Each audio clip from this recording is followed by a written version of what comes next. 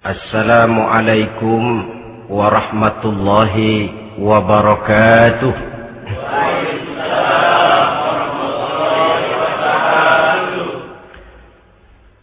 Alhamdulillahi rabbil alamin.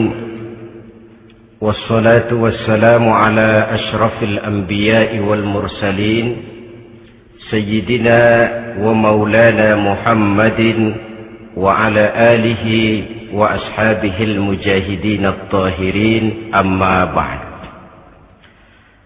Saudara hadirin kaum muslimin rahimakumullah.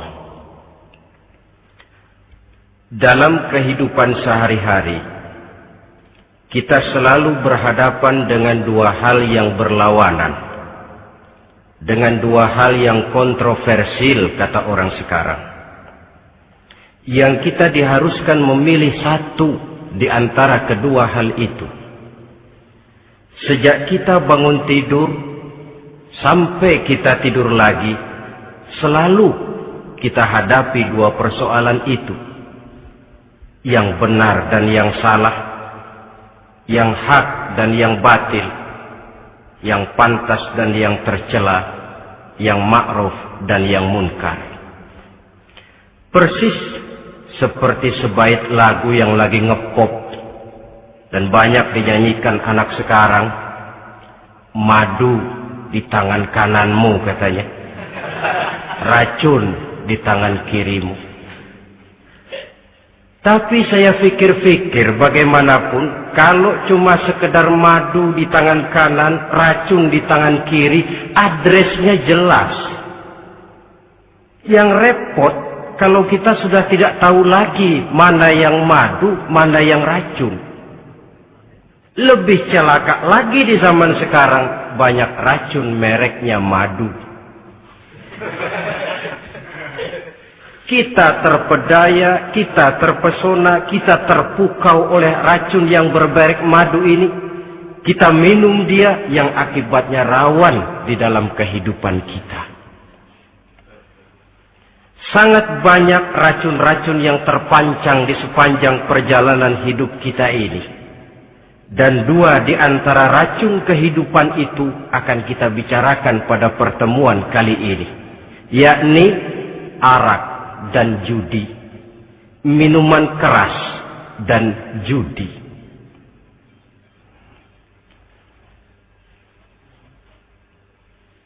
Sebagai yang kita maklum bahwa Islam bertujuan memelihara kemuliaan manusia yang diciptakan fi ahsani taqwim, dalam bentuk yang paling sempurna. Arak atau minuman keras jelas merupakan hal yang merusak dari berbagai aspek kehidupan. Entah kesehatan tubuh, entah pertumbuhan akal, ketentraman rumah tangga, ketentraman masyarakat, bangsa dan negara. Cobalah sejenak kita adakan penyelidikan. Kalau masuk kita ke dalam penjara, melihat sel-sel di sana, berapa banyak yang mendekam di sel karena urusan minuman keras. Masuk kita ke rumah sakit, berapa banyak yang dirawat akibat minuman keras, akibat stres yang dialaminya. Berapa banyak rumah tangga berantakan, berapa banyak pembunuhan terjadi, pemerkosaan terjadi akibat daripada minuman keras ini. Yang paling ironi kalau dia sudah menyerang anak-anak muda kita. Padahal kita tahu remaja pemuda adalah bentuk miniatur daripada kehidupan suatu bangsa. Akan bagaimana warna Indonesia 20, 30, 40 tahun yang akan datang, remaja dan pemuda kita jawabannya.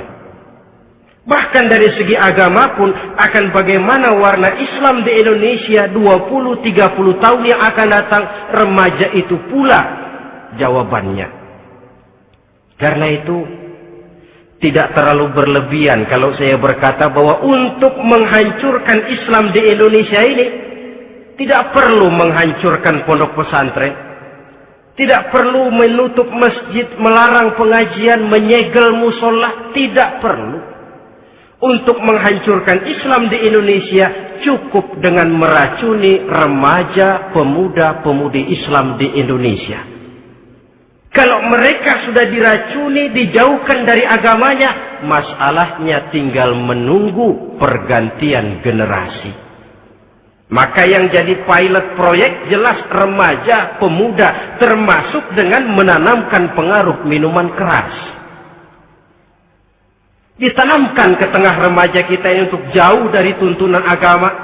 Hei pemuda-pemuda Islam, kalau kau mau jadi pemuda modern, jangan dekat-dekat ke masjid. Masjid khusus 60 tahun ke atas. Sepertinya di depan masjid itu ada papan pengumuman masjid khusus 60 tahun ke atas. Baca Quran kolot. Seiring dengan itu lalu modernisasi diartikan dengan westernisasi. Kau tidak akan bisa jadi pemuda modern sebelum semua yang datang dari barat kau telan mentah-mentah. Kau harus bisa bergaul seperti orang barat, berumah tangga macam orang barat, makan minum seperti orang barat. Kalau nyanyi lagu barat yang orang lain gak ngerti, kamu juga gak tahu.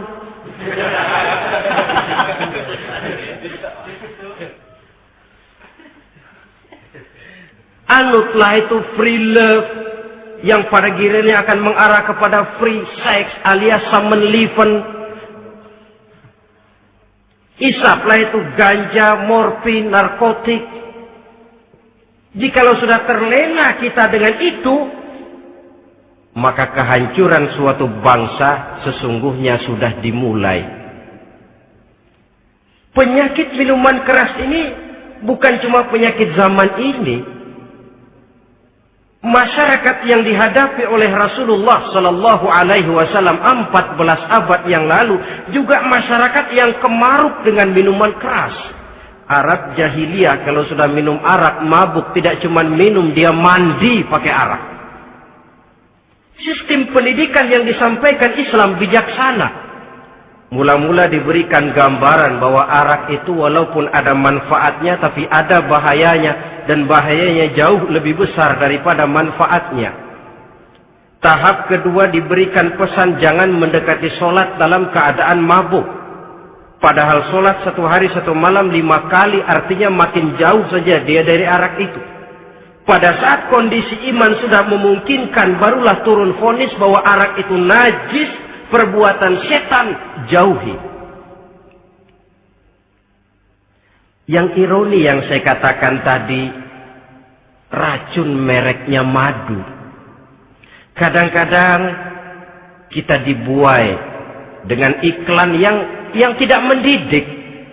Saya pernah lihat ada iklan misalnya, Anda ingin modern, majulah bersama minuman ini.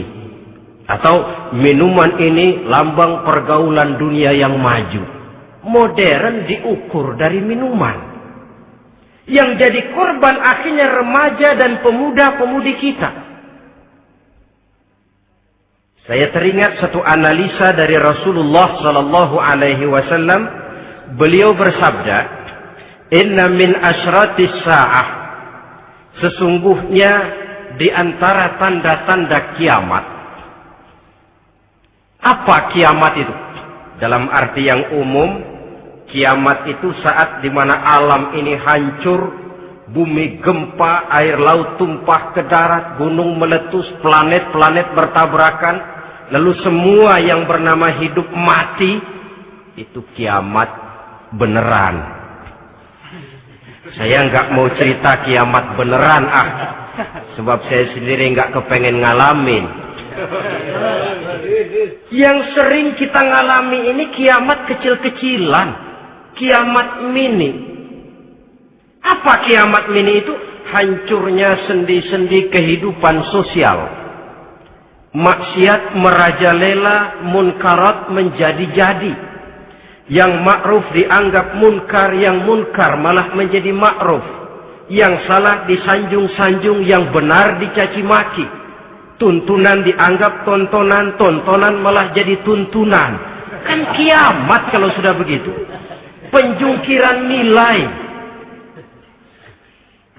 Kenapa hal semacam ini bisa terjadi? Penyebabnya kata Nabi, pertama ayyurfa'al ilmu. Ilmu diangkat oleh Allah. Bagaimana cara Allah mengangkat ilmu dan apa maksudnya itu? Allah mengangkat ilmu itu, saudara, caranya pertama dengan mewafatkan ulama. Makin banyak ulama wafat, makin banyak ilmu ditarik. Yang kedua, kurangnya minat orang untuk belajar agama. Kalau sudah klop macam itu, artinya agama sudah disudutkan ke pojok-pojok kehidupan. Agama cuma sekedar tinggal dekorasi. Agama cuma seminar, cuma kongres, cuma muktamar. Tapi bahwa agama merupakan realita dalam kehidupan, itu tidak pernah terwujud.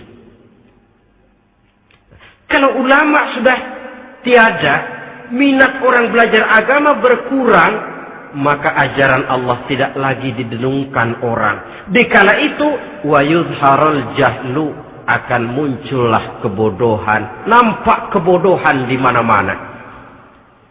Muncul permissive society, masyarakat yang merasa boleh hidup dengan kaidah serba boleh. Tidak ada halal, tidak ada haram. Tidak ada hak, tidak ada batil. Semuanya serba boleh. Kalau sudah begitu kondisi masyarakat, terjadilah apa yang dianalisa oleh Nabi. Dikala itu, wayabsu zina.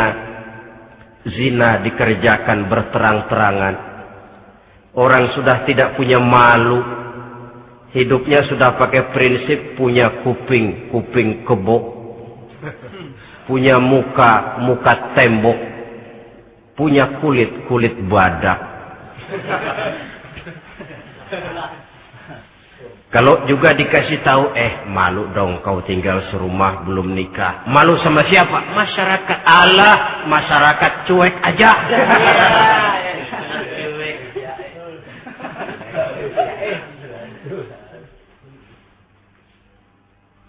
Bukankah realita kalau kita ikuti surat-surat kabar, berapa banyak sudah gadis-gadis bergelimpangan jadi korban? Berapa banyak bayi-bayi yang lahir ke alam ini tanpa harus tahu kemana dia mesti manggil bapak.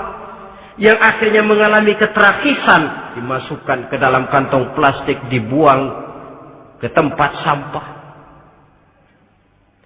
Kalau itu sudah terwujud, muncul efek negatif yang kedua. Wa yushrabal khamr. Arak, minuman keras jadi kebanggaan. Anak muda belum nyohor kalau belum bisa mabuk. Yang enggak mabuk dianggap kolot. Kampungan loh. Bikin malu baru kena segelas saja udah miring. Cengeng. Temen kita hebat sampai nyungsep di got. Yang nyungsep hebat. Ya, kalau cuma yang hancur kehidupan pribadi. Tapi kalau sudah menyangkut masa depan, yang berarti masa depan suatu generasi adalah merupakan masa depan daripada suatu bangsa. Begitu kerasnya Islam ini melarang minuman keras. Sampai bukan cuma sekedar meminumnya saja yang diharamkan, tetapi juga dilarang mengimportnya, memproduksinya, membuka warung yang menjual minuman keras, atau bekerja di tempat penjualan minuman keras. Ada juga yang nyerempet-nyerempet, Pak, kalau sedikit kan nggak apa-apa, nggak mabuk ini. Nah, saya ingatkan hadis Nabi diriwayatkan oleh Imam Ahmad, Abu Daud dan Turmuzi. Nabi bersabda, "Ma askara katsiruhu faqaliluhu haramun."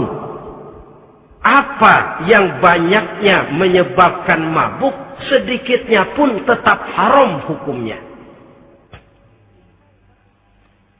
Memang barangkali mungkin ada manfaatnya, tetapi bahayanya jelas lebih besar ketimbang manfaat yang bisa timbul daripada jenis minuman keras itu sendiri. Dalam hadis lain, Nabi pesankan, "Man kana yu'minu billahi wal yaumil akhir, fala yaq'udu ala ma'idatin taduru 'alaiha al-khamru. Siapa yang beriman kepada Allah dan beriman kepada hari akhirat, jangan dia duduk di dalam satu pertemuan yang di dalam pertemuan itu diedarkan minuman keras. Masuk ke dalam lingkungan macam itu saja tidak diperkenankan. Kenapa? Asyariku fi syarri syarrun. Bersekutu dengan kejahatan, jahat juga hukumnya.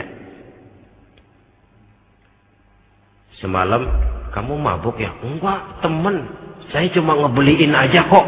Apalagi ngebeliin.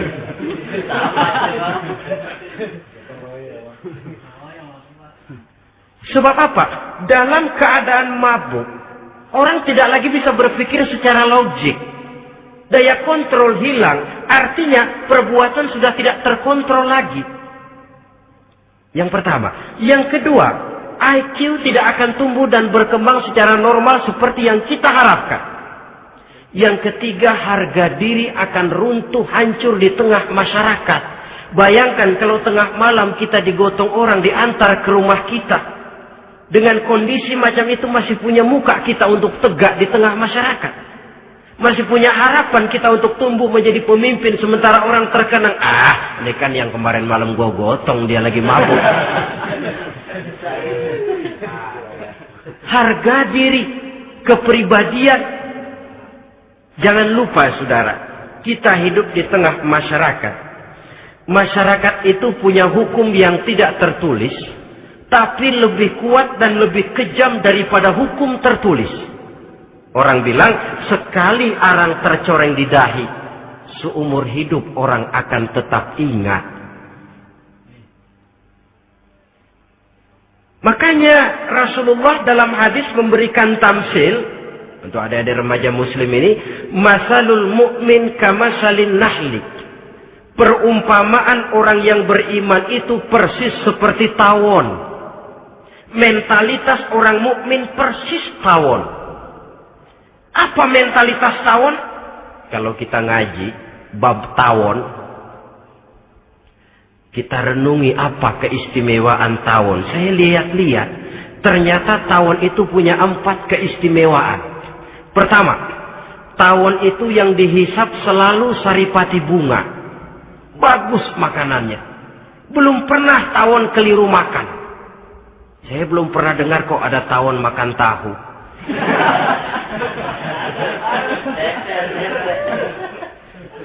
Yang dimakan selalu saripati bunga. Artinya apa? Orang mukmin perutnya itu perut selektif. Yang dimakan yang baik-baik, yang diminum yang baik-baik. Yang baik menurut agama itu adalah yang halal, thayyibat. Perutnya selektif, bukan perut asbab. Kalau asbab puntung apa saja masuk ke dalamnya. Tapi mukmin perutnya ini selektif. Daging kambing masuk, tahu masuk, kangkung masuk, kodok minggir. Air kelapa minum, kopi minum. Tapi kalau sudah berbau minuman keras, minggir. Sebab apa? Makanan dan minuman yang kita masukkan ke dalam perut besar ini akan digiling dalam perut besar, akan melahirkan energi, menggerakkan sel-sel pembuluh saraf. Kalau makanan dan minuman itu terdiri dari yang haram, energi yang ditimbulkan olehnya energi yang haram, mempengaruhi sel-sel pembuluh saraf. Orang akan cenderung berpikir yang haram kalau terlalu sering memakan makanan haram. Kalau sudah berpikir kepada yang haram, perbuatan pun akan mengarah kepada yang haram juga. Contoh kecil aja dah, ada nggak maling mikirin majelis taklim? Karena yang dimakan lebih banyak yang haram, yang dipikir paling-paling nanti malam rumah siapa lagi nih ya? Sudah mengarah ke sana.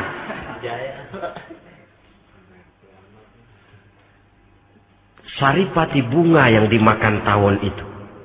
Lalu tawon yang kedua saya lihat, yang dikeluarkan selalu madu. Artinya apa orang mukmin itu? Kalau dia berkata, perkataannya mengenakan orang. Kalau dia berbuat, perbuatannya membawa manfaat bagi orang. Kalau kakinya melangkah tentu ke tempat yang ada gunanya. Yang dikeluarkan madu, bukan racun. Indah tawon itu. Yang ketiga, tawon saya lihat, kemanapun dia hinggap, tidak ada dahan patah. Artinya apa? Orang mukmin dimanapun dia tinggal, kemanapun dia pergi, pantang jadi biang kerok buat lingkungannya. Pantang menimbulkan kerusuhan dan keonaran. Tidak ada cabang patah dimanapun tawon hinggap. Tapi juga yang keempat, saya lihat-lihat tawon itu, jangan coba-coba diusik. Satu kali dia diusik, kemana orang lari? Nyilem masih ditungguin. Tawon. Tapi kalau nggak diusik, nggak ada tawon usil ke pasar nyariin orang. Ketika dia diusik, inilah saatnya saya harus mempertahankan kehormatan diri saya. Dia pun bangkit. Artinya apa? Orang mukmin tidak boleh nyari-nyari musuh. Tapi ketemu musuh tidak boleh lari. Musuh jangan dicari, bertemu pun jangan lari. Mentalitas orang mukmin seperti tawon. Yang dimakan baik, yang dikeluarkan baik. Kemana dia tinggal tidak menimbulkan keonaran buat masyarakat. Tapi juga sanggup menjaga dan mempertahankan kehormatan dirinya.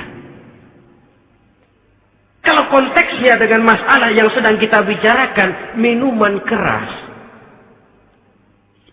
Saya katakan tadi, kita kadang-kadang salah pilih. Tertipu oleh racun yang bermerek madu. Ada minuman empuk, nyari yang keras. Salah pilih. Ketahuan orang bikin pel buat anjing. Manusia yang nelen. Akhirnya miring kayak anjing. Saudara, mari kita renungi An-Nisa ayat 140. Allah Subhanahu wa ta'ala mengingatkan, "Qad nazzala 'alaikum fil kitabi an idza sami'tum ayati Allahi yukfaru biha wa yustahza'u biha fala taq'udu ma'ahum hatta yakhudu fi haditsin ghairi innakum idzam misluhum." Sungguh kata Allah, telah diturunkan kitab Al-Quran ini kepada kamu, yang apabila kamu dengar ayat-ayat Allah itu diingkari orang, diejek-ejek orang, fala taq'udu ma'ahum, jangan kamu duduk bersama orang-orang semacam itu. Bagaimana mengejek ayat-ayat Allah misalnya? Tahu kalau minuman keras itu diharamkan, tapi masih minum juga, itu kan mengejek ayat namanya. Duduk di majelis semacam itu dilarang oleh Quran. Kenapa? Innakum izam misluhum. Kalau kamu juga duduk di majelis semacam itu, kau dan mereka sama saja, kata Quran. Sama saja. Tahu kalau minuman yang memabukkan itu diharamkan agama, tapi diminumnya juga mengejek ayat Allah. Duduk di tengah kelompok mereka berarti ikut mengejek ayat Allah. Dekat saja pun jangan, entahlah lagi sampai meminumnya. Maaf, bukankah Allah menurunkan Al-Quran kepada manusia, kata Imam Al-Ghazali, persis, maaflah, seperti gubernur berkirim surat kepada Pak Lurah. Dalam suratnya Pak Gubernur bilang, Pak Lurah, tolong carikan tanah di daerah Kebayoran untuk sekolah 6.000 meter. Pak Lurah dapat surat dari Pak Gubernur, bangga bukan main. Itu surat sore, pagi, siang, malam dibaca. Ditaruh di tempat yang tinggi. Diberikan minyak wangi, mau diambil, dicium dulu. Dibawa dengan penuh hormat dan hati-hati. Tapi tanah yang dipesan Pak Gubernur tidak dicari-cariin. Penghargaan macam apa ini? Nanti gubernur cek, Pak Lurah, siapa? Sudah terima surat saya? Sudah Pak, sudah. Bagus. Lalu bagaimana? Aduh Pak, surat Bapak sore pagi siang malam saya baca. Bagus. Apalagi Lurah? Surat Bapak saya taruh di tempat yang tinggi Pak. Saya pakaiin minyak wangi. Mau saya ambil, saya cium dulu. Saya bawa dengan penuh hormat dan hati-hati. Bagus Lurah. Kau memang hormat sama atasan. Cuman Lurah, tanahnya udah dicariin belum? Nah yang itu belum tuh Pak. Belum. Kata gubernur, bagus Lurah, besok berhenti lo ya.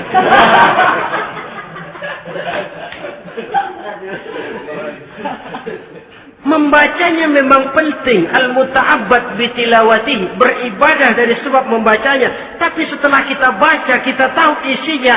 What next? Mau apa kita dengan isinya itu? Jangan yang kita baca kita injak-injak. Itulah ironinya. Bagaimana Quran itu mau membawa keberkahan dalam hidup ini? Kalau yang kita baca sering kita injak-injak.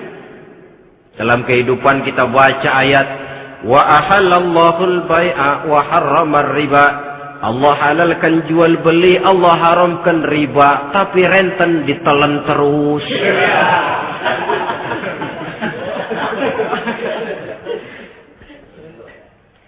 Kita baca ayat wa'tasimu bihablillahi jami'an wa la tafarraqu. Berpegang teguhlah kamu kepada tali Allah, jangan bercerai-berai. Tapi sesama muslim pelotot-pelototan jalan terus. Janganlah yang sesama muslim kadang-kadang yang mengklaim dirinya sebagai pemimpin Islam kelihatannya juga sikut-sikutan jalan terus.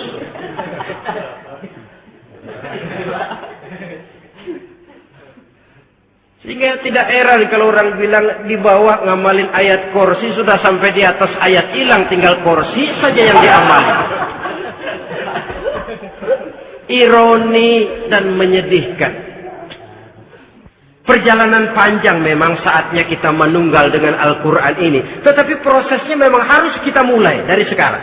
Perkara kapan proses ini selesai, itu bukan masalah kita. Tapi bahwa kita sudah memulai suatu proses, itulah yang diharapkan. Hadirin yang saya hormati, oleh karena kerasnya peringatan Islam terhadap minuman keras, pernah satu hari seorang lapor kepada Khalifah Umar bin Abdul Aziz bahwa ada sekelompok orang berkumpul meminum minuman keras. Kata Khalifah Umar bin Abdul Aziz, zera mereka, hukum, cepat. Ya Khalifah, kenapa? Di tengah mereka ada juga orang yang Ramadan biasa puasa. Begitu, iya. Yang biasa puasa duluan hukum. Kenapa? Mengerti memang lebih besar resikonya daripada tidak mengerti. Kalau yang tidak mengerti dilatar belakangi oleh kebodohan, barangkali masih bisa ditolerir, masih bisa dimaklumi. Ini toh sudah tahu mau puasa, kenapa berkumpul di majelis yang ada minuman keras?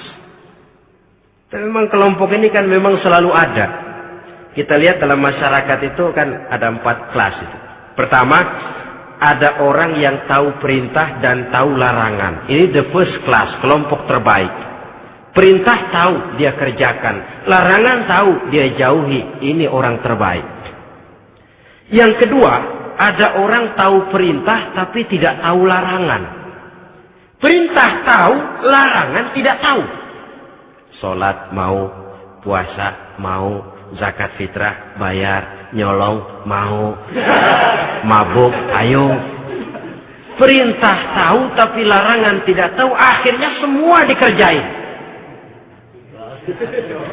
Barangkali yang rada bingung malaikat bagaimana nyatatnya ini, kotor absen.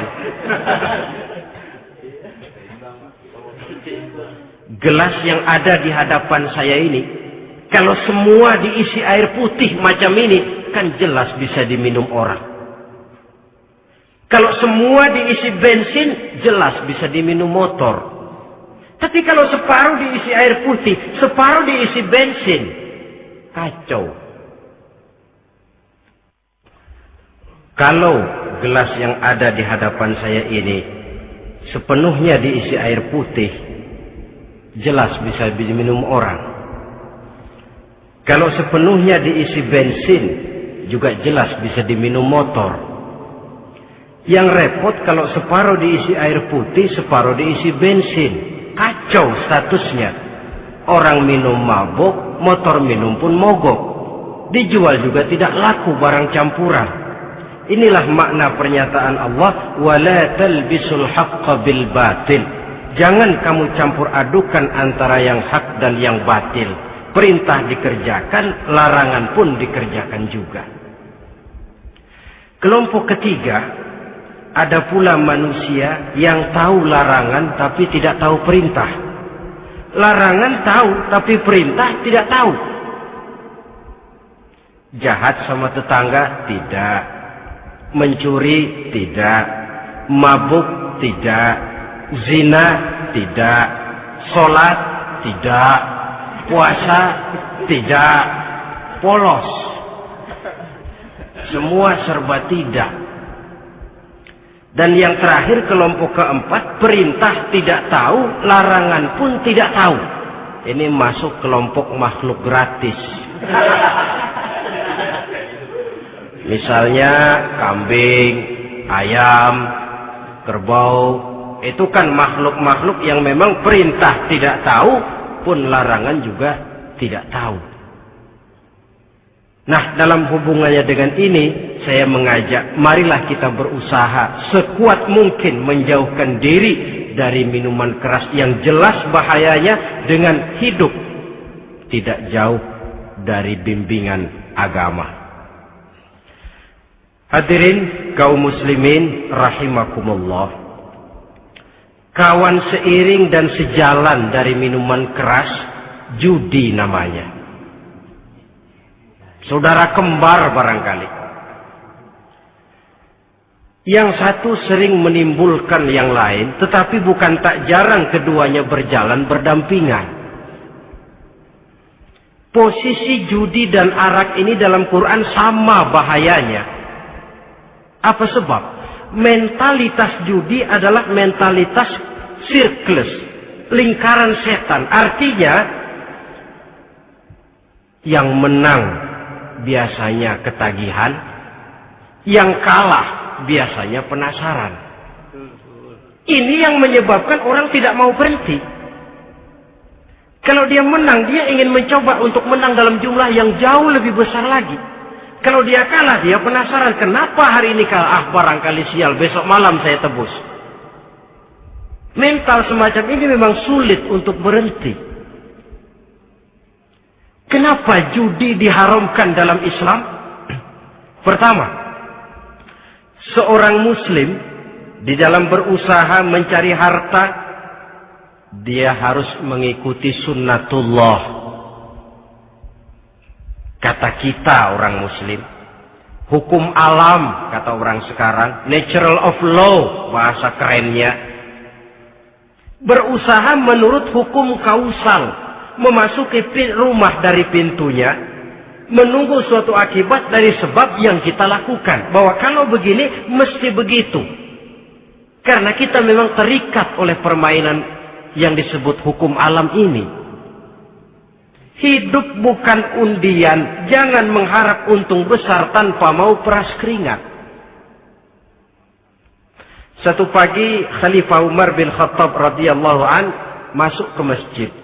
Beliau lihat ada orang sedang berdoa khusyuk betul. Ditunggunya 2 menit, 3 menit, sampai 10 menit lebih belum juga selesai. Agak lama orang itu berdoa. Selesai berdoa, dihampiri orang itu oleh Sayyidina Umar. Beliau tanya, saudara, lagi apa? Tadi berdoa ya Khalifah. Minta kepada Allah? Tentu minta kepada Allah. Minta apa kamu? Minta rezeki. Sudah lama? Dari tadi habis sembahyang subuh. Dapat? Belum. Ya memang kata Sayyidina Umar, inna sama la tumtiru zahaban wala fiddatan. Langit itu tidak mungkin akan menghujankan emas, tidak mungkin pula menghujankan perak. Jadi orang dilarang duduk bermalas-malas menunggu keajaiban yang datang dari langit. Karena memang hidup ini bukan undian, jadi jangan mengharap untung besar tanpa mau peras keringat. Di dalam berusaha kita terikat oleh sunnatullah. Kalau begini sebab penyebabnya, akan begini akibat yang ditimbulkannya. Yang kedua, Islam menjadikan harta manusia itu sebagai benda berharga yang dilindungi. Mengambilnya dengan judi termasuk memakan harta orang lain dengan cara yang batil. Yang ketiga, judi itu sendiri dapat menimbulkan permusuhan dan pertentangan antara para pemain itu sendiri. Meskipun kelihatannya kompak duduk dalam satu meja yang saling berhadap-hadapan, yang kalah kelihatannya pasrah, tetapi kan itu cuma kulit permukaan. Batinnya bagaimanapun juga yang kalah itu tetap mendendam. Sedangkan yang kalah di samping mendendam juga mengomel, mencaci mungkin ya lawan bermainnya, ya mungkin juga dirinya sendiri. Dan yang keempat, judi itu merusak aktivitas hidup, membuat orang membuang waktu dengan tidak terasa, dan yang pada gilirannya melupakan orang kepada tanggung jawab. Wah, kalau sudah memegang kartu, konon kabarnya, saya sendiri alhamdulillah belum pernah, lupalah orang anak, lupalah orang kepada istri, lupalah orang kepada tanggung jawab. Waktu pun berlalu tanpa terasa. Apalagi kalau sudah diiming-iming oleh gambaran akan memperoleh keuntungan yang besar. Termasuk di dalam judi itu undian, apapun namanya. Yang usaha ke arah ini seharusnya tidak dipermudah, walaupun dengan embel-embel dana kemanusiaan, sumbangan sosial. Dan saya tidak begitu yakin, saudara, bahwa bangsa Indonesia ini sudah begitu menipis rasa kemanusiaannya, sehingga untuk berlaku sosial mesti diimbangi dengan hadiah sekian juta rupiah. Saya tidak percaya bahwa umat Islam di Indonesia sudah begitu tipis rasa kasih sayangnya kepada sesama, sehingga sulit mengeluarkan bantuan kalau tidak diimbangi dengan hadiah yang sekian puluh juta rupiah. Yang saya khawatir apa? Pada gilirannya di negeri ini akan makin banyak penghayal-penghayal kelas berat, tukang-tukang lamun kelas tinggi, yang hidup cuma ngumpulin jikalau. Jikalau, andai kata, umpama misalnya, orang sudah kemana-mana kita masih menghitung jikalau.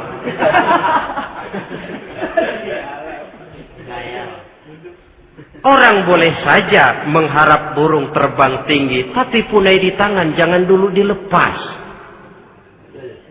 Artinya, idealisme silahkan terbang setinggi langit, tapi kaki harus tetap berpijak di alam realita. Bahwa memang lebih baik makan singkong dalam kenyataan daripada makan roti tapi ngimpi.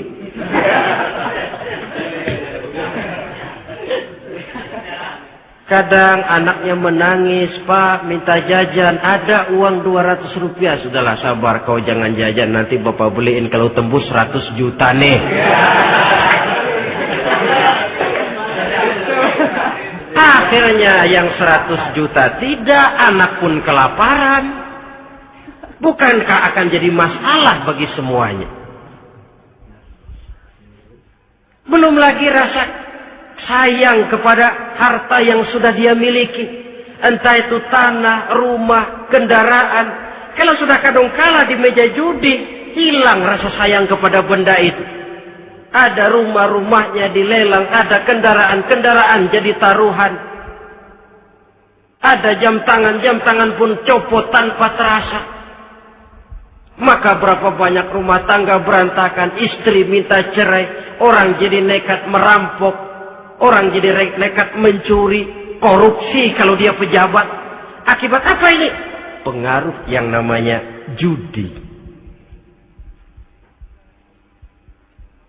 Saudara kaum muslimin, ma'asyiral muslimin rahimakumullah. Itu sebabnya di dalam surah Al-Maidah ayat 90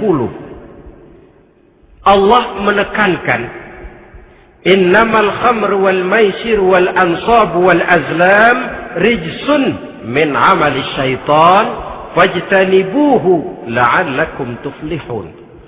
Sesungguhnya arak, judi, berhala, mengundi nasib itu rijsun. Ya Allah, jarang benar Quran menggunakan kalimat rijsun. Rijsun ini sudah merupakan puncak kekotoran. Bapak moyangnya najis, itu rijsun. Rijsun, kotor. Sudah kotor ditambah pula min amali syaitan, pekerjaan setan. Wajtanibuhu, jauhi. Jangan sampai main, dekat saja tidak boleh, jauhi. La'allakum tuflihun, jikalau kamu mau menjadi orang-orang yang beruntung. Sejarah tidak pernah mencatat ada orang jadi miliuner karena judi. Sejak David Rockefeller sampai Aristotle Onassis, orang-orang kaya top di dunia, mereka kaya bukan karena judi, tapi karena kemauan peras keringat, banting tulang, mau memulai sesuatu dari kenyataan yang real di depan mata. Sebab apa? Hidup ini memang perjuangan. Janganlah kita ingin hidup dengan satu prestasi, ingin tetap hidup seperti apa adanya sekarang ini saja, toh kita harus berjuang. Apalagi ingin hidup lebih baik, lebih terhormat, lebih mudah. Hidup perjuangan. Perjuangan berarti pengorbanan. Berani hidup artinya berani berjuang. Berani berjuang maksudnya rela berkorban. Takut berkorban, jangan berjuang. Tidak mau berjuang, berhenti hidup. Itu logika. Dan bagaimanapun saya yakin lebih baik berkorban daripada menjadi korban. Kalau sekarang kita berkorban, peras keringat, banting tulang, berusaha secara sunnatullah untuk menghidupi anak, istri, keluarga, pada satu saat kita tidak akan menjadi korban kebrutalan anak-anak kita sendiri.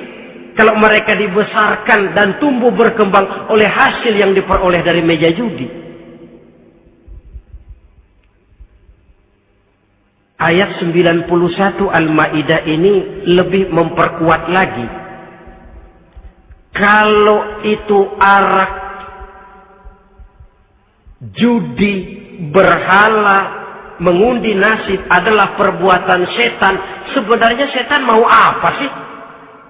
Ayat 91 menegaskan, innama yuridu syaitanu ayyuqi'a bainakumul adawata wal baghdha'a fil khamri wal maisir. Yang dimaui setan itu tidak lain supaya dengan arak dan dengan judi timbul rasa permusuhan, sikap memusuhi, saling marah di antara kamu. Coba, biasanya dalam meja judi sudah loyo, waktu juga sudah berlarut-larut. Yang menang mau berhenti, apa yang kata yang kalah? Berhenti dah, gue wacok loh. Enak bener, gue lagi kalah, lu berhenti. Coba, kira-kira kapan akan selesai permainan? Akan timbul permusuhan, akan timbul rasa dendam, kesumat yang ditanamkan oleh setan.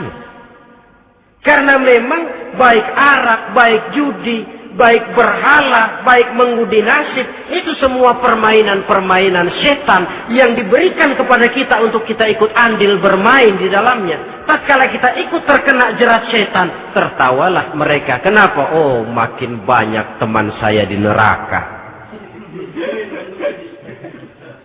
Maaf, setan itu kan sudah tahu vonisnya. Ketika dulu dedengkotnya yang namanya iblis terusir dari surga, itu bikin semacam perjanjian dengan Allah. Tuhan, kenapa iblis? Gara-gara Adam saya terusir dari surga. Maka sejak saat ini Adam dan seluruh keturunannya adalah musuh bebuyutan saya. Saya akan gelincirkan mereka dari jalan. Silahkan iblis, goda mereka. Tapi kau tidak akan mungkin bisa menggoda mereka kalau hamba-hambaku itu menjadi hamba yang ikhlas. Hanya hambaku yang ikhlas yang tidak mungkin kamu goda. Yang lain barangkali bisa. Sejak saat itulah iblis memproklamirkan permusuhan. Dan dia sudah tahu betul vonisnya neraka. Tugas dia sekarang bagaimana mengumpulkan teman sebanyak-banyaknya ke dalam neraka. Hamba Allah saja yang tidak tergelincir kepada minuman keras dan judi. Hamba Allah yang ikhlas itu bagaimana? Yang ikhlas menjadi hamba Allah dalam arti kata dan perbuatannya memang mencerminkan bahwa dia hamba Allah. Maaf. Di zaman sekarang ini kan banyak orang cuma berkata, saya hamba Allah, mulutnya. Tapi perbuatannya membuktikan dia hamba setan, hamba dunia, hamba harta, budak jabatan, budak nafsu. Tidak sesuai antara ucapan dan perbuatan. Sebab itu kata-kata hamba Allah kalau keluar dari mulut manusia itu murah. Soalnya ngaku. Ngaku siapapun bisa. Tapi diakui atau tidak? Ini yang kita belum tahu. Ada juga orang berdalih, saya kan masang kalau dapat nanti mau nyumbang masjid. Barangkali aja kalau nyumbang masjid disoriin dikit sama Tuhan.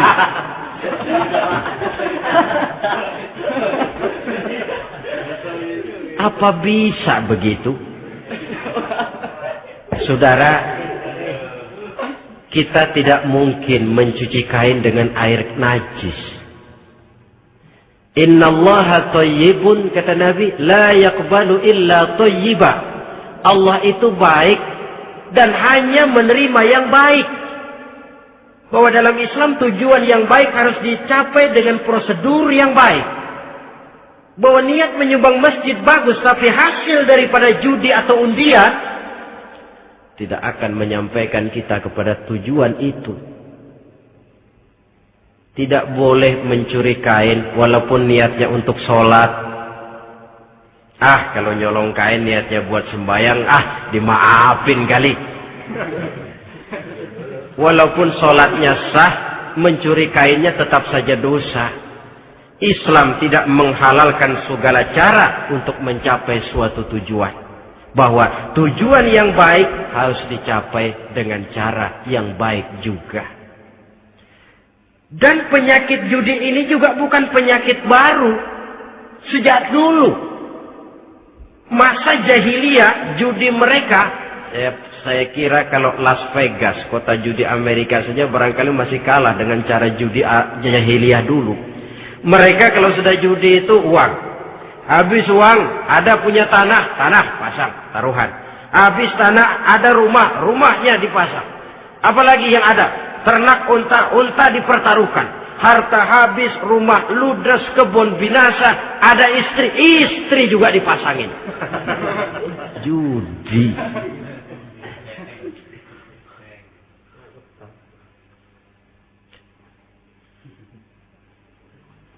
Kita sebagai muslim oleh Al-Quran dijelaskan orang yang mempunyai dua tujuan hidup.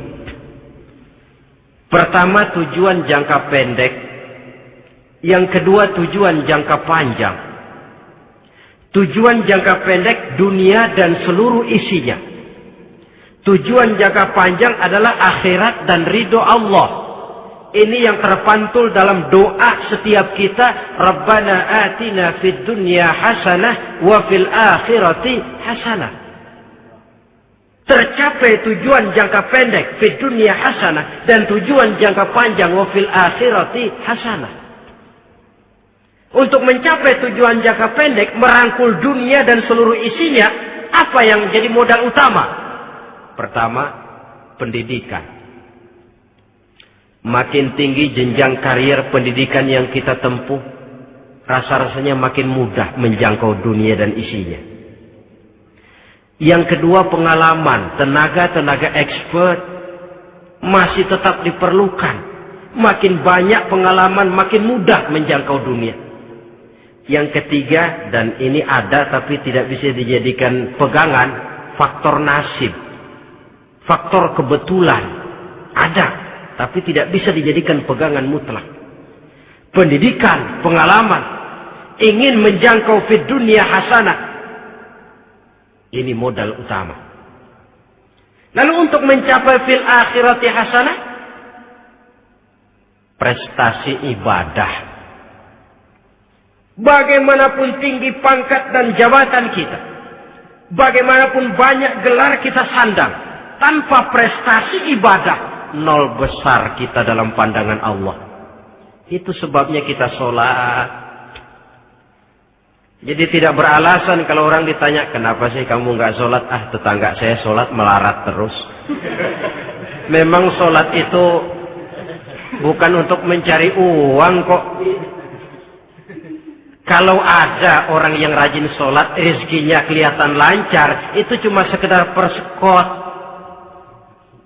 Uang muka, cashnya tetap di akhirat nanti.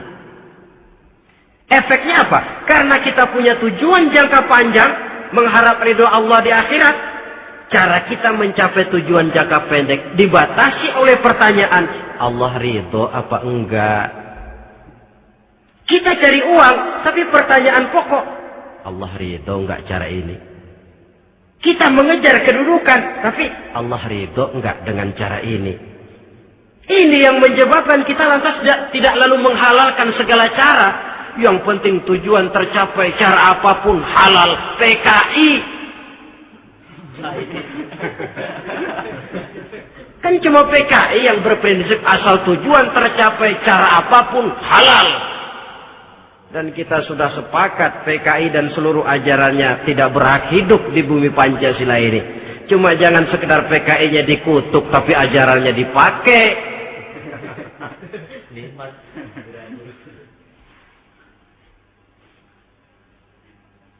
Nah, untuk mencapai dua tujuan ini, Islam mengajarkan sistem keseimbangan. Sehingga Nabi sabdakan, "I'mal lidunyaka ka'annaka ta'ishu abada, wa'mal li akhiratika ka'annaka tamutu ghada." Bekerjalah buat duniamu seolah-olah kau akan hidup untuk selamanya, tetapi bekerjalah untuk akhiratmu seolah-olah kau akan mati besok. Jadi kalau kita sudah sholat menghadap Allah, usolli fardul maghrib, Allahu Akbar, ingat seolah-olah kita akan mati besok supaya timbul khusyuknya. Tapi kalau kita sudah bekerja, kuliah, bekerja, belajar di tempat tugas, ingat seolah-olah kita akan hidup selamanya supaya timbul gairah kerja. Jangan dibalik. Di kantor ingat mati, lemas terus. Ngapain kerja sungguh-sungguh bakalan mati. Lagi sholat ingat Duta Merlin, Altiron Plaza, ya kacau. Salah pasang, tidak pada tempatnya. Untuk mencapai fid dunya hasanah ini, Islam mengajarkan tempuh jalur yang mengikuti sunnatullah. Itu yang dihargai oleh agama. Terikat oleh hukum kausal bahwa kalau ini yang saya usahakan hasilnya akan begini. Perkara nanti hasil tidak seperti yang kita harapkan, baik sangkalah kita kepada Allah. Sebab kita tidak tahu rahasia apa di belakang itu. Kadang orang mengeluh, habis saya rajin sholat tapi rezeki seret, berhenti aja dah. Kita tidak tahu rahasia di belakang itu. Pernah, hadirin, satu hari seorang petani, dia selesai bekerja di ladang, istirahat. Dia tidur di bawah sebuah pohon beringin. Di sebelah pohon beringin itu ada pohon labu. Dia berpikir, Kalau saya lihat-lihat Tuhan nggak adil katanya. Masa pohon beringin pohonnya besar, buahnya kecil. Pohon labu pohonnya kecil, buahnya gede. Tuhan bukan arsitek ulung ini.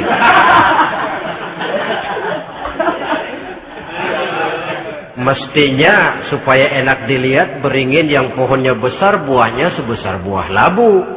Pohon labu yang pohonnya kecil buahnya kecil saja sebesar buah beringin. Tidak adil Tuhan. Baru dia selesai berpikir Tuhan tidak adil, jatuh sebutir buah beringin tepat menimpa hidungnya. Dia terkejut. Astagfirullahaladzim. Kalau begitu saya sadar katanya, Tuhan benar-benar adil. Coba kalau buah beringin segede buah labu. Waduh, kayak apa muka saya ini?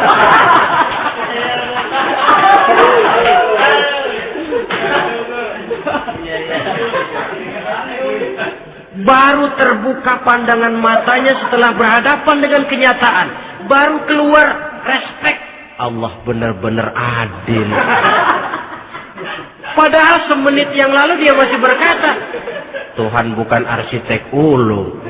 Tapi semenit kemudian setelah berhadapan dengan kenyataan yang real dia hadapi, wah, Allah benar-benar adil.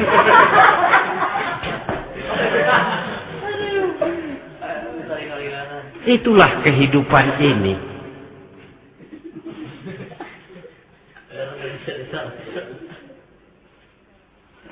Saudara hadirin yang saya hormati, karena itu baik arak, baik judi, dua-duanya merupakan bahaya laten yang tidak hanya mengancam kehidupan agama, tetapi juga masyarakat, bangsa dan negara, apalagi kalau sudah jatuh kepada generasi penerus. Dan yang bagaimanapun juga saya berpikir sebenarnya remaja, pemuda, pemudi kita cuma korban dari suatu sistem.